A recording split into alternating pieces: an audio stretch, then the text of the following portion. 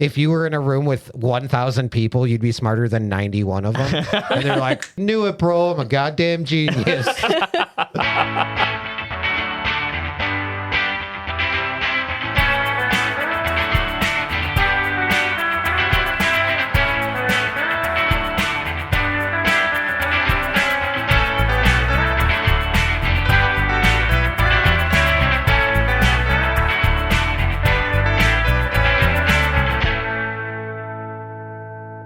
Hello, and welcome back to Rewatching Home Movies, a weekly watch-along podcast where three friends break down the 2001 Adult Swim animated series, Home Movies. My name is Tim, and I am obsessed with home movies. My name's Adele, and I'm a home movies newbie. My name is Marcin, and I've never seen home movies. Home Movies Season 1, Episode 8, titled Method of Acting. Original air date September 16th, 2001 on Adult Swim. Written by Brendan Small, Bill Bradis, Lauren Bouchard, H. John Benjamin, Janine DiTullio, and Melissa Barton Galski. Directed by Lauren Bouchard. The synopsis, as per Home Movies Fandom Wiki, Brendan takes acting classes.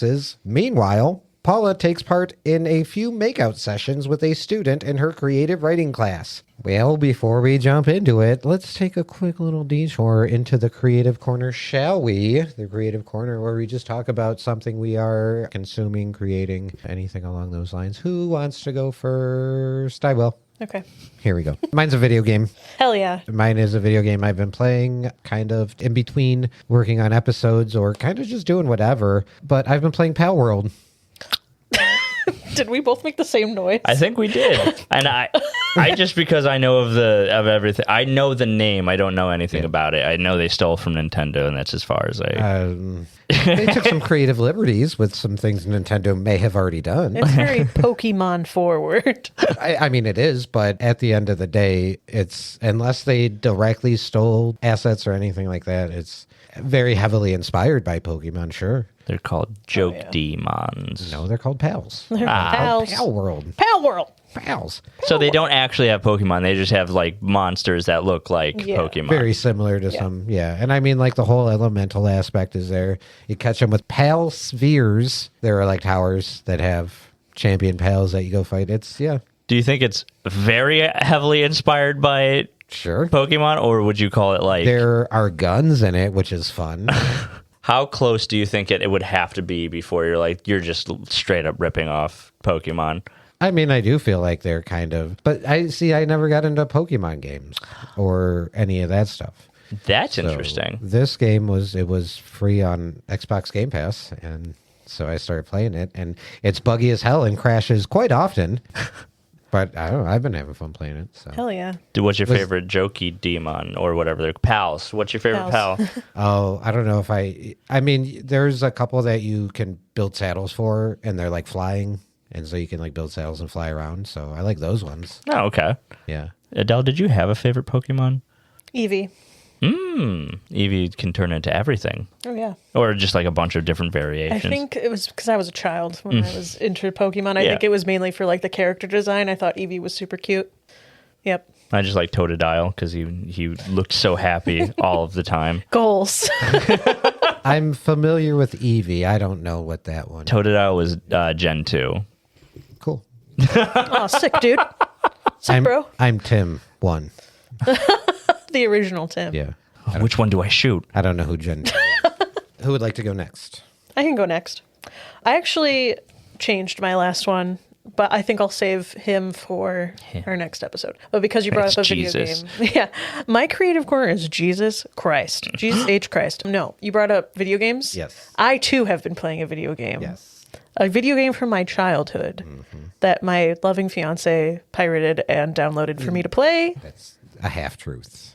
Yeah. It was allegedly. It's abandonware, actually, at this point, so I didn't have to pirate shit. I do not condone these establishments in real life, but virtually it is my shit, and that is Zoo Tycoon 2. And I will play that till the day I die now that I have it again. Why do you enjoy it so much? I just love the building aspect and like creating like a perfect little zoo that I would go to. Is it like Roller Coaster Tycoon, but like less chaotic? Yes. I did play Roller Coaster Tycoon when I was a kid as well. But how many families did you destroy?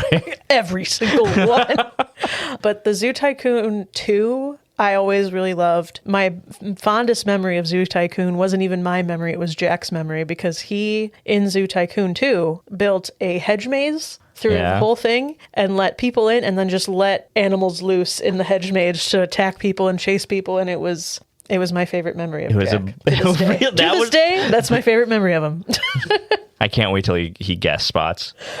If. That is a big if. Don't worry, we'll be campaigning for it very soon.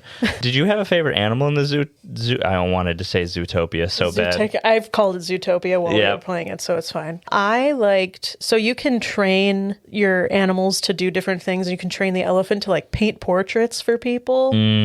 So I did like the elephants a lot. Elephant's a good one. But once you design it, once you build it, you can like walk through it like you're a patron, and that's like... Building games are my bread and butter. So when we got Zoo Tycoon 2 again, I was on the big screen TV, my little chair. I'd like to do a stream with you guys doing Roller Coaster Tycoon or Zoo Tycoon. Yeah. One of those. Any Tycoon games, I'm for. I love the Tycoon series. For my creative corner, it is a podcast, and I felt I always love to promote other people's podcasts, but there's a difference on this one. It's called Is This the Podcast? And it's an Australian podcast where for 100 episodes, the whole premise is all these comedians come in and they pitch ideas for what the podcast should be. And they do it for 100 episodes. And each one is just so funny. Last episode, you were talking about being heckled. And there's one episode called Stage Dive where they talk about moments during their comedy careers where they died on stage or wacky stuff happened. So it made me think about that. And the other night, I was trying to find, is this the podcast? Because it was one of those podcasts I used to go back and just re-listen to every couple of years because it's just so funny. But it's gone now. They deleted... They wiped it? They wiped it because they got so tired of like having to pay for it, and like they had such a small listenership that they just said, well, we don't have, what's the point? And they wiped it, and it made me so sad because I was like, it was one of my favorite podcasts for a long time. One of the creators was actually going to be on the live stream for the fundraiser. Mm-hmm. He dropped out at the last second, which I have no problem with, but it just made me so sad. If you listen to something that has small audience or they're small content creators, let them know, because that's the difference between them wiping something or just deleting it or getting rid of it or not thinking about it anymore, or for them to continue with the project or to even promote the same project. That podcast meant a lot to me, and to this day I wish I told them how much I cared about it. You didn't happen to like download the episodes or anything? I wish I did. I was like, it's silly, it'll be there forever. It's the internet. Sometimes when I do find those little hidden gem podcasts I love, I will download episodes just in case. I wish I did. And they had they did Facebook picture. They had a Facebook for it. And I wish they posted it on YouTube, but no. Yeah. I miss it so much, and I loved it so much. RIP. Yeah, rest in peace. Is This the Podcast? They do another one called Beer Eyes for Your Mate's Guy, where they just drink beer and talk about drinking beer. That one, I'm not such a, because I don't drink. Is there a way if you could reach out to them and be like, hey, man? I did reach out to them, actually. Well, first I reached out to the guy who was part of it for the first time. Murphy McLaughlin is his name. And he was going to be on the pod. And I never reached out to be like, can you give me the episodes? Because I want to re-listen to it. But I was like, why are you guys deleting it? And they're like, we got 50 listeners, and they've all been on the podcast. So that was rough because I really liked it. It was very funny. Yeah. Rip. Yeah. Rip in peace. Well, let's jump into this one, shall we? This episode did not have a audio commentary, so I don't have as many cute little tidbits for you on this one. Make stuff up. Yeah, we'll just misinformation. I mean, it goes without saying, this is the first episode we see Paula teaching creative writing class. That is definitely something that reoccurs. Is that her job? Yeah. Oh, nice. Yeah. That's okay. I thought this was just something to do. I low-key thought it was to pay for his acting class. Oh. Yeah. But now that I know it's her job. Yeah. Well, she mentioned that they'll have a little bit of extra money because of the creative writing class. Okay. So, yeah, she just, found something. And that's what it is, teaching creative writing. Do they talk about her actual job outside of that, or was that I think that's her job. Okay. Yeah. Because if she's bringing it up now... There are later episodes where she's still doing it, and then later episodes where other things happen. Okay. All right. That's fair. Yep. I really liked it. So we open up this episode. We are at an auditorium, and we are at auditions for I Left My Heart in Watertown. It appears Brendan is auditioning for the part of Willie in this play. The director asks if everyone has their parts, and Brendan says, I don't think I'll be needing a script. Classic. Right? The director seems kind of impressed. They begin the scene, and Brendan has no idea what the lines are. He immediately kind of motions like, give me script, and then proceeds to read his lines very stiff and poorly. One of my favorite parts is the acting partner in this scene is like really giving it his all. And at one point, Brendan's like, are you mad at me? Relatable, yeah. Kind of showing real quickly that Brendan's not quite where he needs to be for this particular play. So the director calls cut and he pulls him off to the side and he tells him that he's not ready for this play, but he does offer information on an acting class. Brendan pretends to be very offended by this and then asks when it is. So the next scene, we have Paula, and she's teaching her creative writing class. It definitely appears it's her first day. She very largely wrote her name on the blackboard. She's very bad at roll call. She makes a comment about not teaching in a while. Says everyone here is obviously interested in creative writing. Somebody gets up and leaves. So, not a great start. She asks if anyone has any experience with creative writing, and one person says they've been published, only to quickly correct themselves and say they've been Xeroxed. Paula mentions maybe they can be the class copier. Now, in the background, there's the mysterious man standing in the doorway. He's got like cowboy boots, sunglasses, a pack of smokes rolled up in his shirt sleeve. I kept looking at that. I was wondering what that was. That's what it was. Yeah, it's the classic kind of like greaser, your pack of smokes. Cool guy rolled energy. Up. Yeah, the cool guy, dark hair, the sunglasses. A tumbleweed rolls by in the background. I didn't notice that. Yeah. I'm going to address this right now. $100 if you can tell me the name of the student, that particular student, or the name of the teacher of the acting class. My first instinct for the student is Dino Spinelli. That's from Hey Arnold. But he does look like a Dino Spinelli. Yeah, that's the one. He sure does. And then Did they ever say his name? Okay. What about the acting coach? No. Okay. Oh, shit. Trick question. I would have said Steve Jobs. Tim coming in hot with the trick questions. Neither of them. Paula tries a couple times with his name, gets it wrong. Mm-hmm. And then, the teacher of the acting class, you just never get his name. I think at one point, Paula asked Brendan, I think while they're grocery shopping. Yeah. Mr. What's his name? Yeah, so. Have you guys ever taken an acting class? No. Yeah. How was it? It was mandatory to work at Statesville. Oh, really? You had to take three separate acting classes in order to work there full time. How was it? It was fun. That's what sucked me in, to be honest with you. Yeah. I really want to try an acting class. I think I was very interested with Brendan trying to be an actor and like learning that because I do not know how to talk to actors. I really want to try and figure out how that works and like what the different perspective of that is from the other side. Yeah. I was also in drama club. I was so jealous of the theater department when I was in high school. Oh, everybody wanted to be in drama club. Yeah. We were super popular in drama club. Sarcasm. I know. Okay. But like, I know there's that like, such a theater kid, but I was so jealous of them. Yeah. I was so jealous because they would always come back hyped as shit and just like screaming and it like towards like the energy was always there. Yeah. And I really wanted that. It's a fun group of people. Mm-hmm. We did get like the people who would like hiss in the hallway, but people don't like you not because you like anime, but because you hiss at people. Yeah. Mm-hmm. All right. Anyway, as this Tim is would a say. drama club recap podcast. Sorry, it's an acting episode. No, it counts. It's fine. I am embracing the fact that each episode is like a multiple rewatch podcast episode of like 3 or 4 different things. This is the pop culture podcast. Yeah. So we have this mysterious, nameless student. Paula asks him a series of questions, like his name, if he had trouble finding the place, his experience with creative writing. He basically refuses to answer any of the questions. And Paula's even like, well, that'd be a lesson. If you show up late, I will ask you a series of impersonal questions that you can choose not to answer.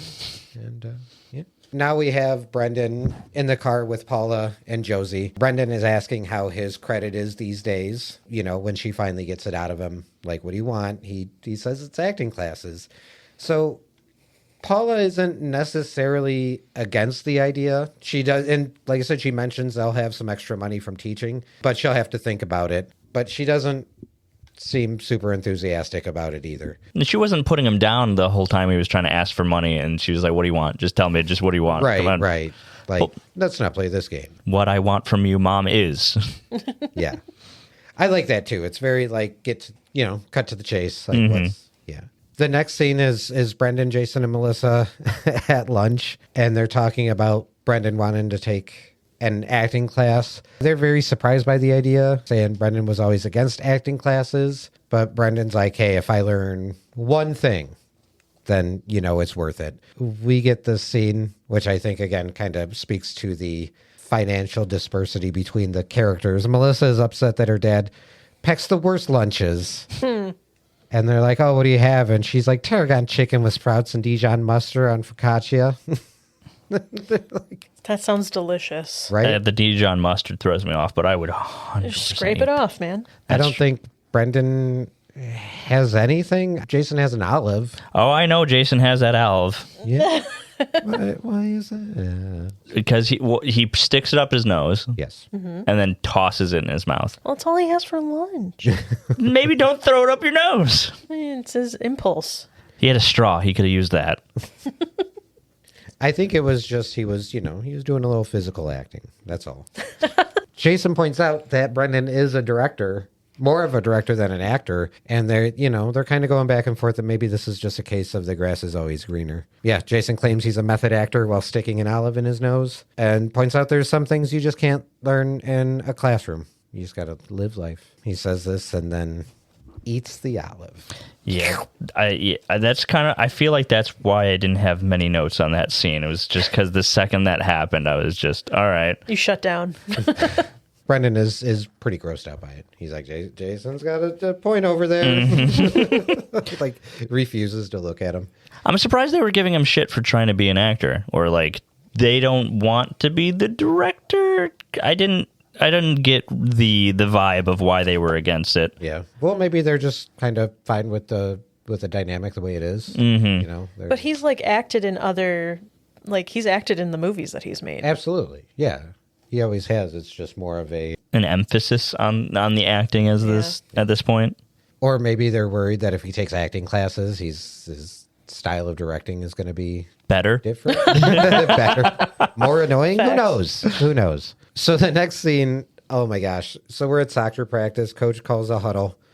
He's telling the kids he has a super secret project and he needs volunteers, but he's being very withholding as far as information. He finally kind of admits he's got 14,000 entries that he needs to fill out in order to enter a sweepstakes to win a hovercraft. And he's very adamant that this is kind of a secret project. Mm-hmm. Melissa don't asks, tell your parents. Yeah, what she's going to tell her dad, and the coach is like, you're not going to tell your dad. Good sign. Yeah, he even asks at the end, who can do this without telling their parents? Ever. And then a few people raise their hands. Yeah. The next scene, it's Brendan having a one-on-one conversation with the coach. McGurk tells him he really needs help filling out the sweepstakes entries because Brendan honestly is better off filling out forms than he would be actually playing soccer. Brendan kind of calls him out. He says that he's abusing his power, and coach is like, it's not a matter of abusing power. It's a matter of size. I'm bigger than them. I do what I want. You, therefore, you do this now. Brendan says he's not available on Saturday because he has acting class, and coach laughs at him. He mocks him so much, and I don't even get it. And he's like, oh, I'm Brendan. I'm drowning. I like it when you do both. He's like, go take some laps. Yeah. Because it's basically Brendan is drowning and coach can't hear him because he's on his hovercraft is what it is. I think that's the part that threw me off about this episode. Like, no one wants this kid to take acting classes because even the coach is like, nah. And like laughing at him. Yeah. I don't know. Maybe the people that are familiar with his movies are like, even acting class isn't going to... Maybe you stay in the directing spot. So now we're at acting class. The teacher calls action, and Brendan immediately interrupts him and starts trying to take over directing the scene. This is very upsetting to both the teacher and everyone else in the scene. Yeah, you can tell Brendan is there for acting class, but he's still in director mode. So yeah, he's making comments about who should be going in front of, walking in front of what tables, and that, I think that was the point where I kind of realized that Brendan might be taking this in a way to be more, in the limelight, like to be better, because he was literally just like, maybe I should just stand in front of everybody and walk right across this table. Yeah, it's pretty clear right away that it's a disaster. Brendan taking this class. I was drawing the doodle of the director, and at one point I forgot what he looked like, but then all of a sudden he just had all those dark circles, so I drew him with dark circles, but he didn't have them in the beginning. Yeah, he's getting more and more stressed as he is forced to deal with Brendan in class.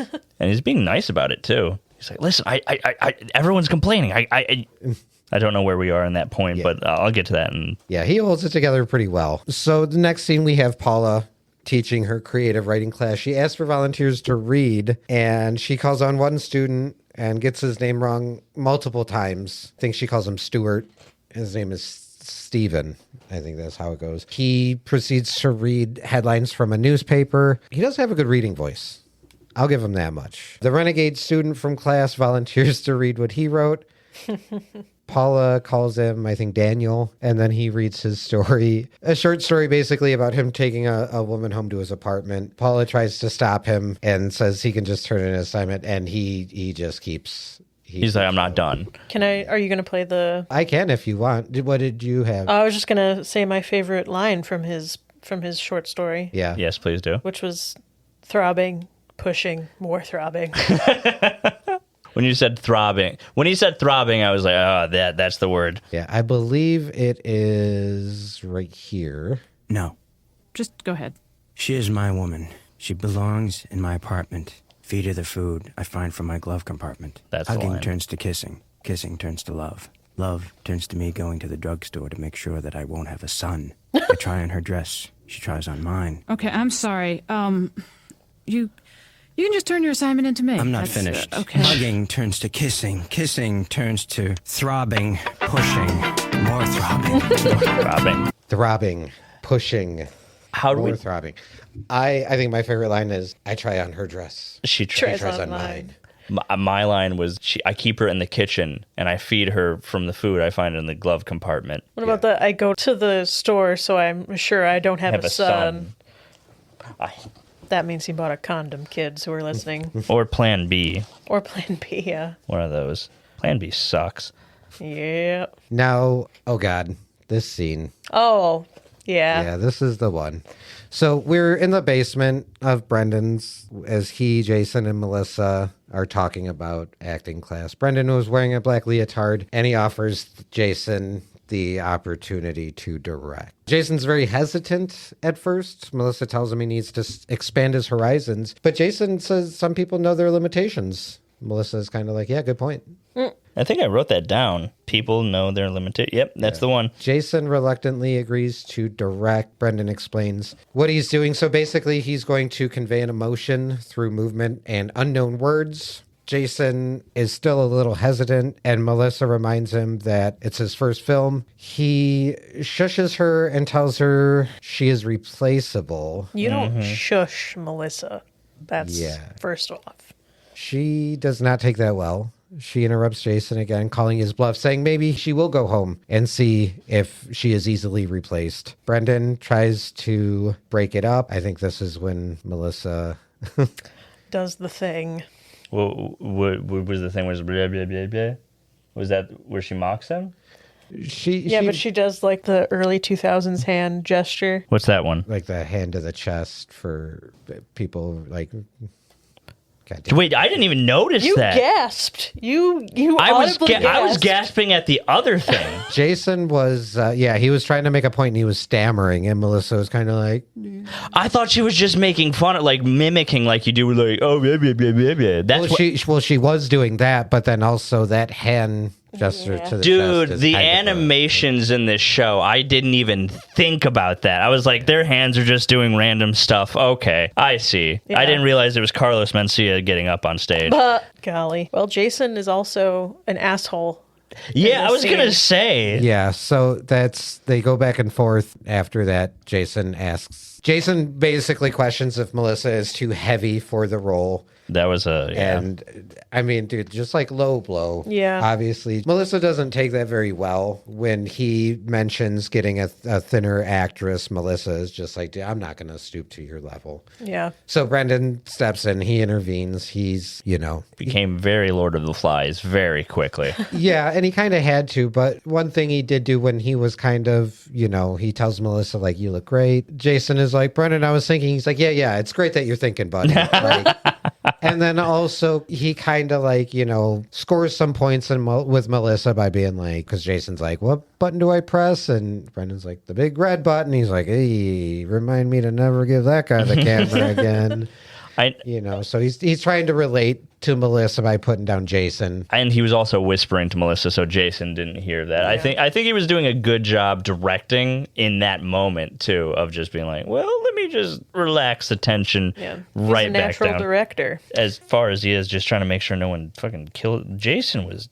Yeah, I'm surprised. Well, I guess it's for the story, but you'd think he would ask Melissa before he'd ask Jason to be the director for sure. Yeah. I was definitely like, Melissa should have been the director in the first place. For sure. Maybe he just wanted Melissa in that scene, so having Jason direct. But yeah, if it came down to it and you needed one of those two to direct a scene, it definitely would not be Jason. Yeah, that scene, it makes me uncomfortable all around. I do not like Jason saying that. It's like the second he gets on the defensive, he starts attacking, her looks, which is just super gross. I'm not a big fan of Melissa doing the hand to the chest thing. That's not I didn't notice that, but I think she comes down from S tier. Yeah, she's just A tier. Yeah, maybe on this episode, but it's a very uncommon Melissa L. Yeah. Well, Plus, we have to remember this is 2001. This is 2001. Also, they're 8. Yeah.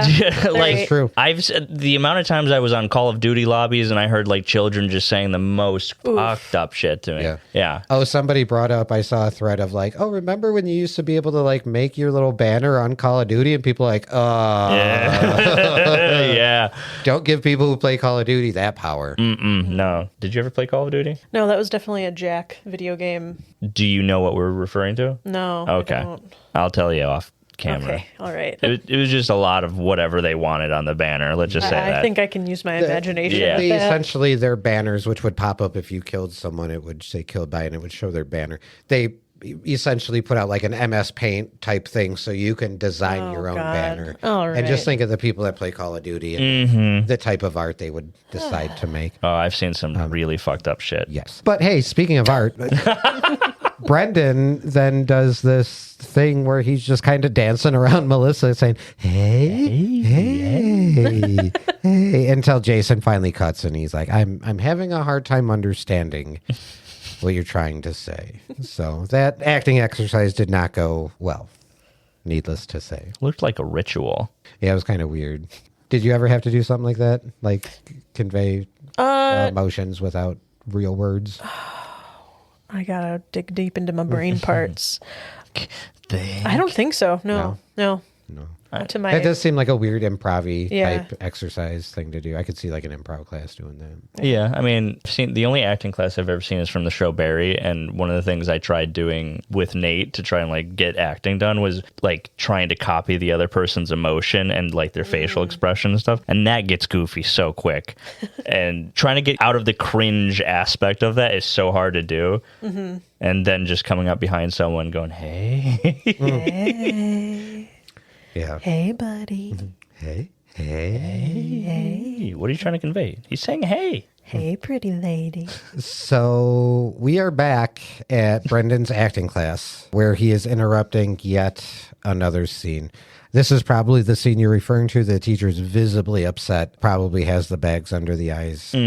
Brendan complains that one of the members of class is mouthing all of his lines. And I think this is the point where we finally see the teacher break. He yells at him. He's like, of course, he's mouthing the lines because he's saying the lines. They're his lines. And Brendan's like, oh, well, then I guess I want that guy's part.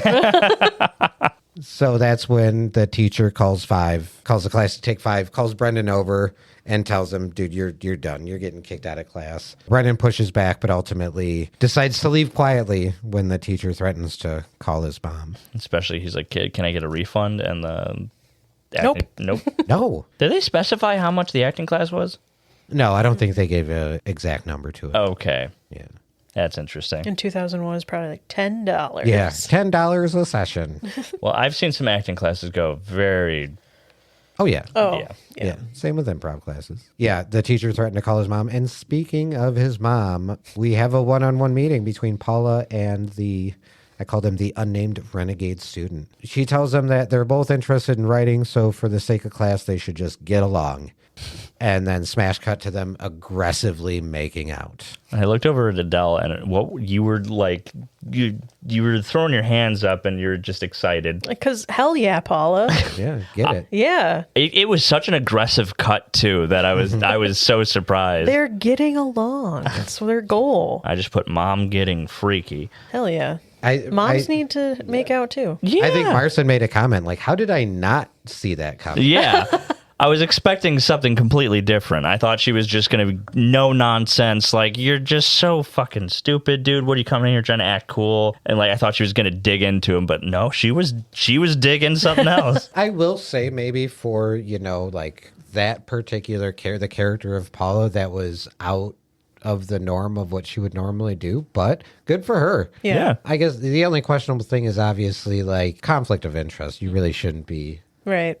messing with your students, but I'm curious to see I guess I can't see, but how Paula Poundstone would have done that scene if she would have done it any differently or or taken done it it a at different all. direction. Yeah. Yeah. Maybe she would have dug into him and been like, fuck you. Like, what are you, you trying to act cool and tough? Because I feel like, there might have been a little pushback from Paula Poundstone and be like, I wouldn't make out with this dude. So like that. I do like showing, her as this character who likes affection and wants, some sort of relationship with people. I mean, how bad is the ethics of like sleeping with your student when it's a creative writing class? Like, it seems to be like maybe at like either a community college or a junior college type situation. I mean, that if it was like a doctor relationship, that's a different story. I think it was fine. Yeah. It's definitely not as bad as it could be, but They're both adults. True. Consenting adults. I don't even know that guy's name, so who knows? Exactly. It's better that way. So we're in this position now where Brendan has been kicked out of acting class. Paula has been making out with one of her students, right? So now we're at dinner, and I could not do this scene justice if I tried. So I just want to play it. This is probably one of my favorite scenes from the episode. This is Brendan and Paula at dinner. How's teaching? Nothing. What? Nobody. I don't like them. What? Teaching's great. Great. Just Great. covered up a Good. hickey on her neck. How's acting I class? gasped Fantastic. during that. So good. I might not even go tonight. I'm ahead of them.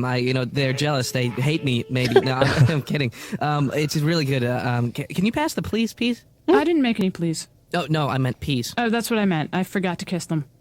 What? Make them. We're kicked out of peace? What? Nothing. How are you? We're very close friends. Very close. I know. Oh no. I mean, you and me. Oh. Right. Fine. Okay. Can you pass the please, peas? I forgot to kiss him. We're kicked out of peas? Their guilt was eating them alive. I love that scene. That's such a funny scene, but every time the baby shows up, I don't know what it is, but all I can hear is like, for that one song, it's like, the fucking hamster one where it was like, every time she talks or whatever, it's just like the, like I hear that in my mind whenever she starts this, whatever that baby is saying. It Babbling. Babbling, Yeah. but it just sounds like that one song and I can't remember it. I've been trying to figure it out this whole time. I'm not sure what you're talking about either. I know. A hamster song? I wrote down hamster. I don't know what that means anymore. I feel like there was like a weird frog song that was popular for a while that started with like. Oh yeah. The thing frog thing. Yeah. It was that's like back in the time where you would like text a number to get a paid ringtone. Yeah, and then you'd get like I'm a gummy bear.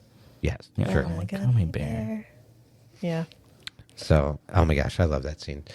The next scene, Brendan is talking to a casting agent. I'm pretty sure this is not only voiced by Melissa Galsky, who does the voice of Melissa, but I think it's loosely based on her. It kind of seems like her. 'Cause like I said, she was kind of the casting director for Jonathan Katz, in a sense, for Dr. Katz. So I think this casting director was kind of just based on her, perhaps. But he's talking to the casting director. He confesses that he's trying to get some paid work so he can pay his mom back for the acting class. Instead of headshots, he has school pictures where his hair was all messed up. She asked if he had a tape. He throws in a tape, which immediately shows him dressed as a woman, saying, I am a pretty lady. I'm a pretty lady. I'm a pretty lady. I'm a pretty lady. The tape even says greatest hits on it. So, I mean, he's like, I guess I grabbed the wrong tape, but it's like, bro, you labeled it. The hits. Also, I doodled her, and I didn't get her hair or mouth when she was off screen. She never came back, so I just improvised. Can I see what she looks like? I think she had big lips. I can't see them. There, yeah, it was a scowl. Oh, and the hair. Okay, I see.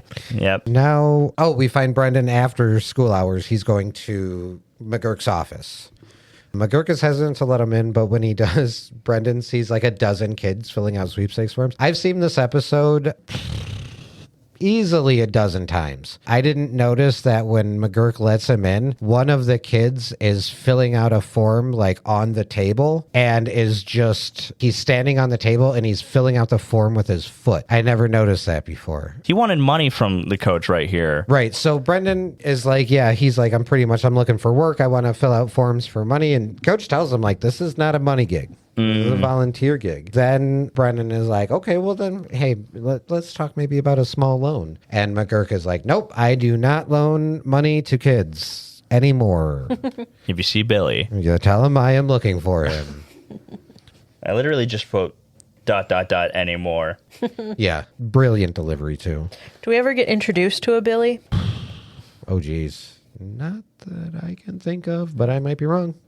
We'll see if Billy shows up. Crazier things have happened. We're on Billy Watch now. Billy Watch. Write Write it down. So now we're back in creative writing class. The unnamed renegade student is reading the very personal poem. It's pretty obviously about Paula.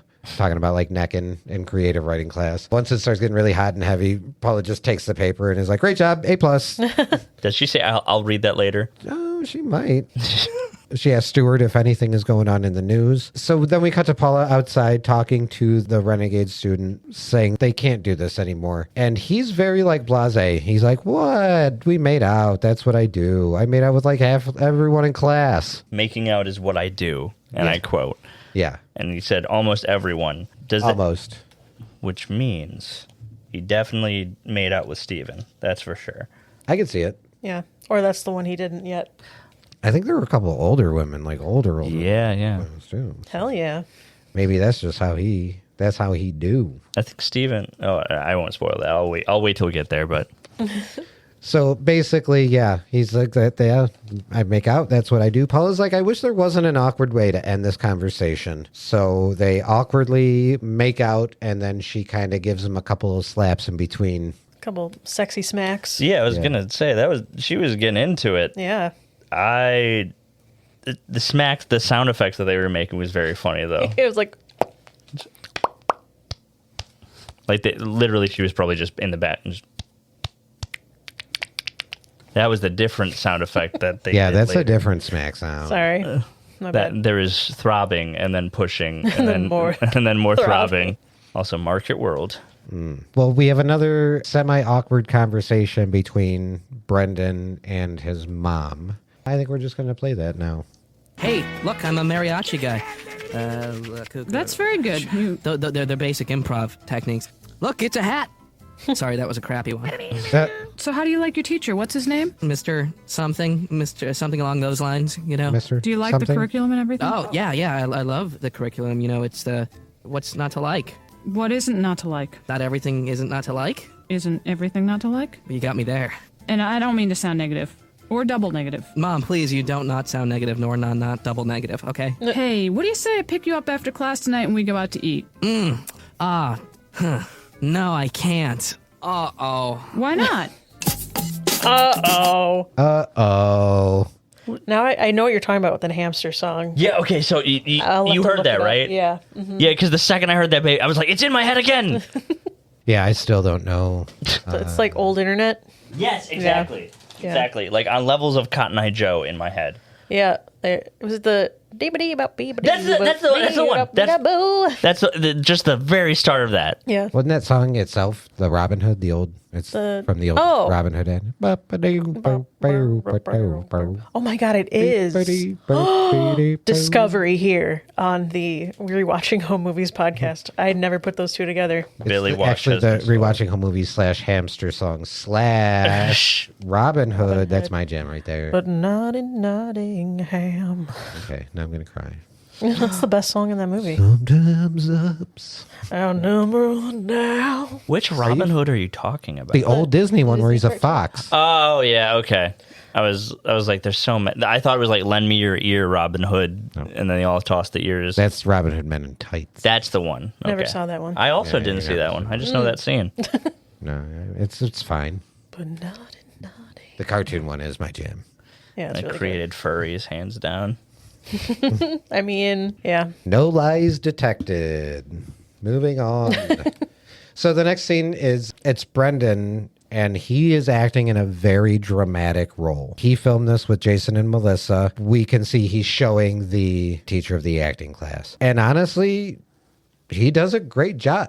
I think everyone in that. Jason does a really good job too. Oh, yeah. And the acting teacher is genuinely impressed. He asks Brendan if he can show that kind of focus in class. And Brendan is like, yeah, and then just starts to profusely apologize. Like maybe a little too much, like overacting, I think his teacher calls him out for. And then suddenly the TV in the background cuts to a clip of him dressed as a woman saying, I'm a pretty lady, a pretty lady. I'm a pretty lady. And he is holding... A gnome. Oh, the gnome. He's got the garden gnome. Gnome spotted. I just need to write down gnome. Yeah, I write it down at the bottom of each page when I see it. I need to start putting it where I saw it because I wrote down gnome. See, that's Right. smarter. Yeah. That's smarter to do. I try to make a point in writing it like when I do the breakdowns. We're gonna send all of these notes to Brendan Smalls after we get through it. Yeah. Oh, God, he will not be able to read my handwriting. You That's think fine. he'll be able to read any of this? Oh, your handwriting's better than my handwriting? Let me see your handwriting right now. Okay, fine. Sorry, I came out so aggressive. My hand... Yeah, I need to see that shit right now. No, yours is definitely more legible than mine. Look Oh, at it. no, man. Mine's scribbly scrabble. I'm literally Look at that writing shit. over. Okay, well... Do you guys notice that I do my notes on an iPad? There's a very good reason for that. You don't want to waste the ink from your special pen. My handwriting fucking blows. They say, and this will make us all feel better, that people who have bad handwriting are geniuses because their brains move too fast to have good handwriting. Should we take an IQ test to prove it? No. Only if I can do that thing where they're like, see, I told you I'm 91 percentile. And it says at the bottom, like, if you were in a room with 1,000 people, you'd be smarter than 91 of them. And they're like, knew it, bro. I'm a goddamn genius. I don't even know what a good number is for an IQ. No idea. Neither, no. No idea. I had to look up what a low IQ is, and apparently 89 is a lowish, like below Interesting. average. All right. Then I'm an 89.9. You're a smart Moving guy. on. You're using a tablet to do your notes. Yeah. Not on purpose. He's a smart guy. Doot, doot, doot, doot, doot. In the smart sky. All right. So I like this scene. We find the coach at the gas station, and holy cow, I feel like I've been there before. He is arguing with the employee. He's 25 cents short for his six-pack, and the dude is just like, no. He's like shaking his head. And McGregor's like, I am not going home for 25 cents. And I think at one point he's like, just give me 5. Give me 5 of the 6. But he's interrupted by a very loud noise. He goes outside, and it's Steven in the hovercraft. Stewart or Steven? It's Steven. They keep confusing me because it's both S's, and they also... Right. Well, I believe Paula one of the times calls him Stewart. Yeah. Yeah. Who's also in the hovercraft with him? It's actually another person from the creative writing class, one of the older women from the creative writing class. Hell yeah, Steven. Yeah. Steven likes the news. Yeah, so maybe he's going to go back around for the Renegade. Oh, hell yeah. Steven's into Cougars. You love to see it. Steven's into Fox News. That's why he's reading. He should be a newscaster. Thank you for the laugh. Sure. Okay, so not only does Coach McGurk see them in the hovercraft and he, gets all upset, but then it pans over to two of the students and their hands and arms are in bandages from filling out 14,000 sweepstakes cards. And then they get to see that Coach didn't even win it. I thought they were going to beat him up. I thought that was the next scene. Yeah. Maybe it was. We just didn't get to see it. That's true. There's a lot of assumed things that happen off screen. Yeah. I wonder how many Steven filled out to win that. Right? Maybe he filled them out during creative writing class. That's what. And that's why he was just reading from the newspaper. Yeah. Cover it up. Also, I wrote this down, but when Brendan is pretty lady, he just kept saying when did I film that? Yeah. Well, and that's the thing. We called it out in the second one with the teacher. He's holding the garden gnome. But in the first one, he was holding a purse. So he's done it twice. At least, or long enough to switch out props. Yeah. Maybe it's a sleepwalking thing. If it is, then he has some thoughts about gender that he needs to get through. Yeah. You know what? This show, even for being in 2001, the last episode, it was supposed to be funny. I think Melissa's dad, Eric, makes a comment oh, what's funnier than a 75-year-old man in drag? And Brendan's mom talks about you can love any man or woman or... It's definitely ahead of its time in moments. Yeah, for sure. That cut to Melissa. I was going to say. And then there are some times that are definitely stuck in the early 2000s. Yeah. I told Adele there's an episode, I forgot how far away we are from it, but yeah, there's some 90s words in it. Yeah. I came up with this idea for a premise of a podcast. I would never make you guys do this, but I would love to do...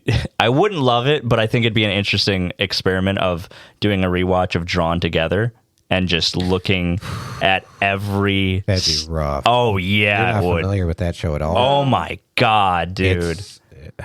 It is the most raunchy, It's most raunchy offensive. for the sake of raunchy. It's a lot of almost spoofs of different, there's a Betty Boop spoof and a Disney princess type spoof and a Pikachu type. And they live together in a house. It's almost like a real world type situation, but they're animated. And it's just, it's overtly raunchy, sexual, misogynistic. It's Racist. You guys just want to see me rage quit on a very podcast?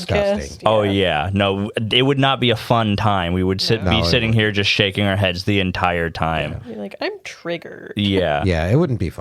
No, it wouldn't. But what is fun is the final scene where we are at the community theater and we're seeing a very dramatic scene play out. And the man is telling someone they can't go. Where will you go? And besides, you're a very pretty lady. And we cut to Brendan wearing his dress. And He is indeed a pretty lady. he is. I just realized that the community theater is called Rosy Cheeks. Community Theater. SpongeBob. Cheeks spelled Fan Cheques. Rosy Cheeks. That's your sister. Yep, Brendan is wearing a dress, and he's like, yeah, I guess I am a pretty lady. Can you play that last scene? Yeah. You can't go. Where will you go? I mean, we need you here. Besides, you're a very pretty lady. Yes, I suppose I am.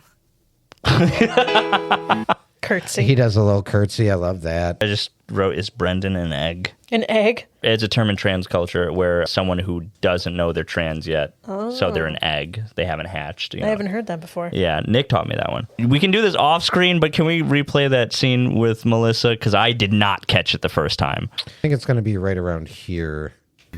Should do in my films. This is your first one. Melissa, please. You're so easily replaceable. Okay, Brendan. Yeah. What I like to think You know what I was thinking, Brendan? Melissa, I was thinking that maybe I'm going to go home and then see if you can get Hell someone yeah, on Melissa. such short notice. maybe that's a good idea. Whoa, guys, hey. Well, I don't know why you made him director. You know how he gets. Give him a little bit of power and he goes crazy. Melissa, you're fired. Yeah, take 5. All right. Years. Can I talk to you privately, Brendan? No, I'm the director, Melissa, so I'm talking to I'm Brendan. the talent. Yeah, oh, that's Okay, clever. That's so clever. Didn't even notice that. Oh my god. Jason calls it out too. He's like, "Oh, that's clever. That's so clever." It's so clever that Carlos Mencia saw it. And And he was like, genius! I'll be taking that. Thank you.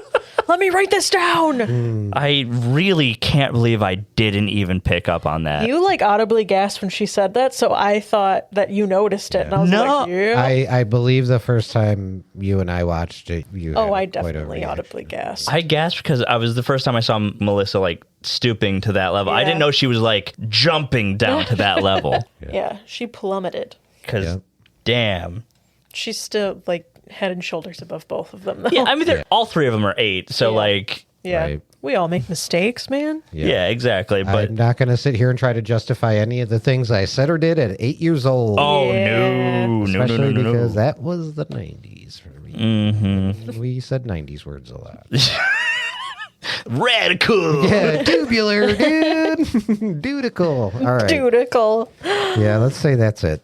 Let's give it a grade. Season 1, episode 8, The Method of Acting.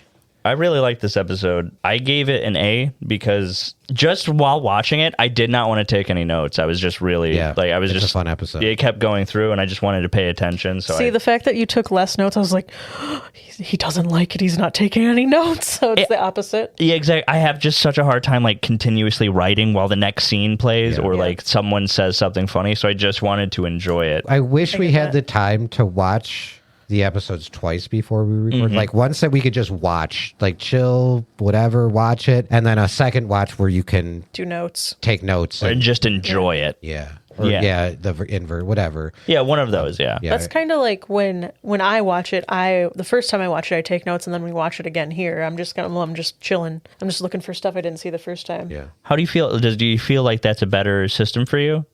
For me personally, because the notes I take, I'm high when I do it, so I'm like, That sounds like a good time, to be honest. I mean, you were high when you watched it. Was I? You smoked. I mean, I did smoke. I don't feel it. Oh. Okay. Maybe I do. I don't know. Obviously, we're talking about being high on Jesus Christ. And the Jesus Christ a superstar. quick little prayer before Amen. every episode. So. Our God is an awesome Let's do this. Adele, let's get your grade on this episode. I really wanted to give it an A+. I did. Yeah. And then that fight scene happened, and I had to knock it down to an A. Okay. I mean, I get that. Yeah. That fight scene was very uncomfortable, and I think it was meant to be. Yeah. Yeah. Oh, yeah, for So, sure. I get showing the Lord of the Flies moment when Yeah. Brendan takes a step down. Kind of. Even when Brendan is quote unquote acting, he's still got to do a little directing between friends. too. Which like shows like that he is very good at directing that and yeah. like calming everybody down.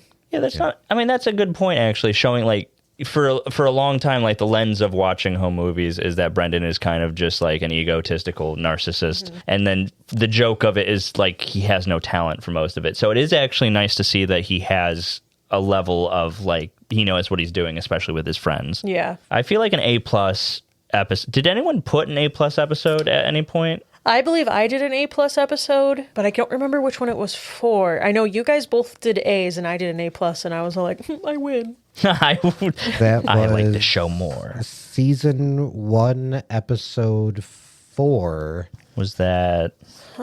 Which one was that? That was would be Brendan Gets Rabies. Oh, yeah, because I loved that episode. That makes sense. okay. Because of Monkey. Monkey. Oh, yeah, the shh. Oh, did you think I was actually shushing Did her? you see how fast I said I know. I was so mad. That's such a trigger for me.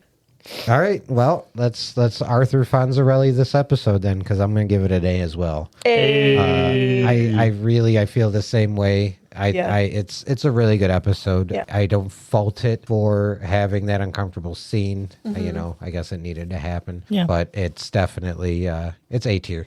Yeah, we'll do our drawn together podcast first, and then we'll come back and just realize, just like, yeah, we can let that I slide. was thinking about something earlier today. There's going to get a point where I will start throwing out some S tier episodes because I'm being very generous with the A's, and there are some episodes that just mean so much to me. Can we give it an S grade? grade if we really want to? I think so, because Melissa's okay. an S tier right now. Yeah. Well, not right now. Not in this Right. episode. Yeah. She's at an A- in this episode. I think. Yeah, she fell from grace. Yeah. Now, Marcin, let's get a grade from you for Jason this episode. Dude, I was gonna give him a C earlier in the episode, and then he dropped to D so quickly when he For degrading. Yeah, that's a good way to put it. Like, he dropped a D so quickly, especially when because I have friends who don't really like put, they don't have power in these certain situations, and you give them a little bit and they just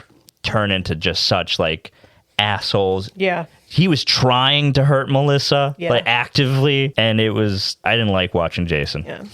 Yeah, that was bad. Yeah. Now, do you want to give Brendan a grade this episode? He pulled off a lot of, like, he was a very good character. Like, I gave him a B. Like, I think he was really good. I don't, especially when he was, hey, I fucked up. I was being egotistical. Like, please, can I be, like, not only am I begging you for your forgiveness, I brought you proof that I have potential here, because he believed in himself and he wanted to actually be better at the thing he loves. So I was like really into him this episode. That seems to be a running theme with him, where he fucks up and then he kind of self-reflects and is like, okay, I was kind of an asshole, which I feel like more people should do. Yeah. Yeah. 100%. Oh, I agree wholeheartedly. I think Brendan had a really good redemption arc this episode. Yeah. He let his need to be in control of the situation, I think, get better of him. But then, I don't know, maybe, oh shit, I didn't even think about this. Maybe it was him losing control a little bit between Jason and Melissa that made him understand, like, I shouldn't be putting other people in this position. Yeah.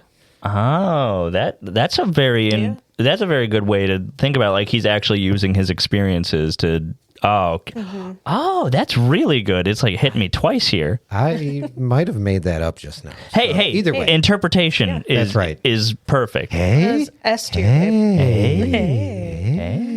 Well, I was just going to say about the Brendan thing, like during the Dwayne episode, a couple episodes back, he really, when he came back to apologize, he really didn't know how to apologize. And I would not have accepted that apology, but I think he's jumped a few grades. Yeah, he's learning. That's for sure.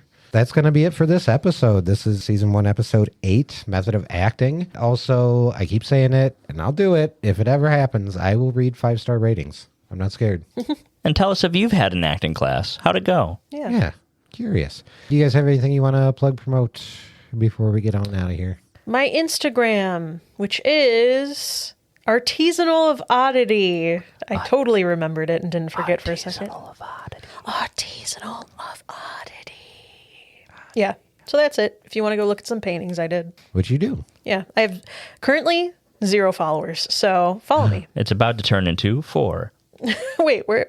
Well, I'm going to send it to, well, it could turn into 5. Oh, okay. I'm going to send it to the 3 people I talk to every day. So, Nice. and then I'll go from there. Nice. Oh, make a post on anything and I'll just share it. Okay, I Yeah. will. Maybe Facebook. We'll tag you in the Season of the Cursed Instagram. Hell yeah. Speaking of Season of the Cursed, I'm working on Season of the Cursed 2 with these 2 fellow human beings who are really, really, really, really, really nice to me by helping me make this project. We're working on it with also Nate Anderson, Punkin' Nonstop. Shout out to him. He has a YouTube channel. He's got thousands of videos. I am not being hyperbolic there. And I'm working on an old project of mine called Doorman that has 8 years in the making, and it's getting very close to being finished, and we'll see how it goes when it is finally finished. Also working on Puzzle Valley 2000, which is the sequel series I'm doing with Adele and several other people. It is the sequel series to Puzzle Valley, also set in 2018. It's a long, very well edited thing that I very much love. It has an original soundtrack I wrote. It's a high school teen detective story where they have to solve who killed Penny Popular, and it means so much. If you listen to it, please let me know how you feel about it. My Instagram is @GimmicksRipoff, if that helps. Yeah. Oh, and it's Eldritch Journey. For the Thank you. podcast. Thank you so much. No problem. I just remember that I was hyping up your podcast at my open mic the other day. I Somebody was appreciate talking you. about podcast, and I'm like, you fuck with D&D? And they're like, yeah. So I appreciate you so much. I promoted it, and I even bragged about, they're like, how's the story? And I was like, bro, I cried like 3 separate times. And they're like, dude. really? You'll admit to crying in front of this room full of men? I'm like, I don't give a fuck. Oh my god. Yeah. Dude, Fragile masculinity ass pussies. Exactly. I cry so much. And I love crying. Crying is very good. Yes. You should do it more. Also, Tim, mute your headset for a second. Adele, I love your fiance. He is such a nice man. He's the best. He's very funny, too. Yeah, he is. Yeah, he's got great taste in podcasts. So fucking cute, too. Right. He could also edit all of this out. He won't. No! Look at me in the eyes, Tim. You won't. You take the compliment, Tim. As always, this podcast is brought to you by the Happy Corner Podcast. They are nice enough to let us use their recording studio, so please check out the Happy Corner Podcast. They stream every Sunday at 1:45 on Twitch and YouTube under the Happy Corner Podcast, and then you can get the audio version of their podcast wherever you find your podcasts. That's going to do it for this episode of Rewatching Home Movies. Join us next week for Season 1, Episode 9, Life Through a Fisheye Lens. If you liked what you heard, check out our link tree at RHM Pod. There you can follow, and subscribe, send us an email, or leave us a 5-star review. I will read 5-star reviews on the podcast. Thanks to Tom Traeger for the refresh of our logo, and Chris Bongat for the use of our theme song. On behalf of myself, Tim, and my co-hosts, Marcin and Adele, thank you for rewatching home movies with us. We'll see you next week. Bye.